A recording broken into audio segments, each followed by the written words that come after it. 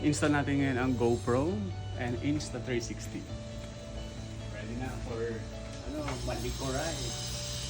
Ready na? Dito natin ilalagay yung GoPro. Para may camera front, may camera rear. Diba guys? See you later! Ayan yung resulta after installing Insta360. Naka-ready na. Lagay din dito para pag medyo malakas yung hangin, okay. Ayan, yung GoPro nakalagay na sana natin, helmet. Nag-decide tayo dyan na lang para mas maganda since ang 360 nakikita na sa likod ang harap. So, naglagay din tayo nito.